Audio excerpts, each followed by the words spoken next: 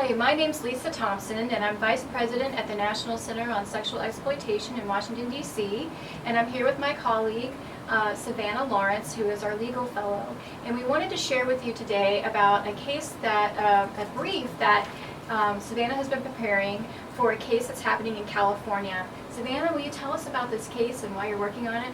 Yeah, absolutely. So this case is coming out of the state of California, as Lisa said. In essence, it's a pro-prostitution group that is suing the state of California for California's anti-prostitution laws. And this group is claiming that they have a constitutional right for the purchase and sale of sex acts. So in essence, a constitutional right for prostitution. Now, why would you say this case is important? Like, why should the National Center on Sexual Exploitation even care about this case on prostitution in California? So in essence, this case could possibly fully decriminalize prostitution, first in the state of California. And then what could happen, because it's the Ninth Circuit covers 8 other states. And so in these other states, pro-prostitution groups could then similarly sue their state for that state's anti-prostitution laws. And the courts in those states would have to defer to the Ninth Circuit and therefore also fully decriminalize prostitution in those individual states. Okay, so that sounds like a big mess in terms of the prostitution law, but why should we even care? Like, so what difference does it make if prostitution is fully decriminalized? Well, if prostitution is fully decriminalized, then in effect what it does is it will harm the individuals who need protection most, who would be prostituted persons. And in effect it would then help and promote pimps and sex traffickers and sex buyers. Wow.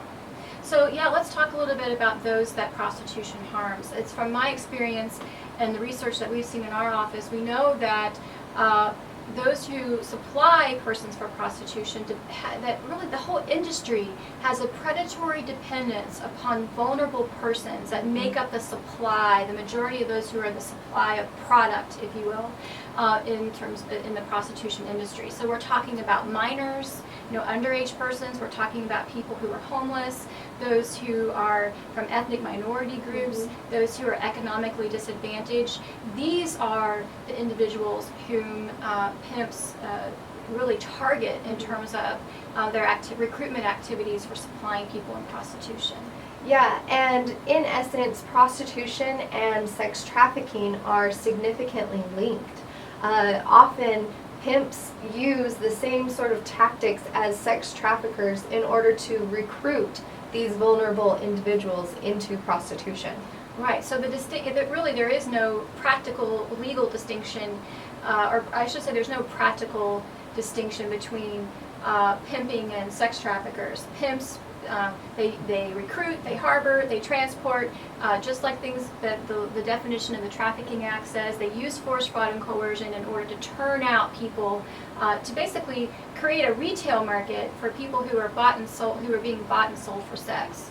Yeah, and in effect, truly, the reason why the state has such an interest in this issue is because prostitution is inherently harmful. There are untold statistics about the fact that prostitution is significantly linked to physical brutality, rape, and murder. And so prostituted persons are really often victims of heinous crimes that occur against them.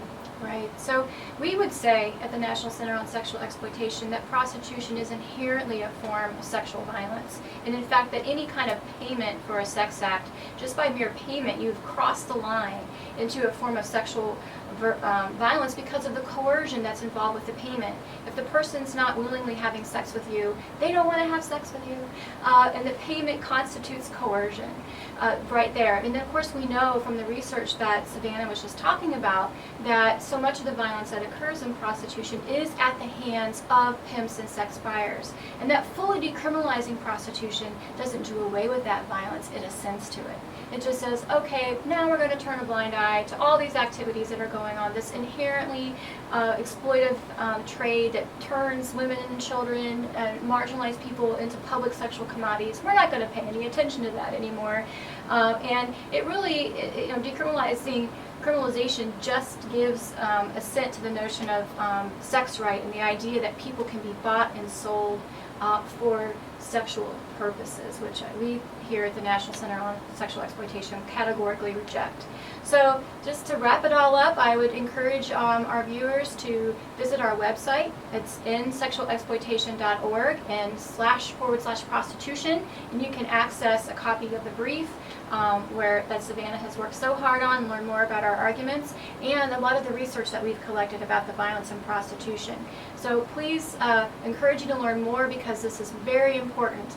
You know, I know a lot of you are very concerned about the issue of sex trafficking, and it's important to understand that sex trafficking doesn't happen in a vacuum. It happens in the context of an industry, and that industry is the prostitution industry. And if these laws are overturned in California, it will mean basically be like declaring open season on vulnerable persons for sexual exploitation. So please learn more. Thanks.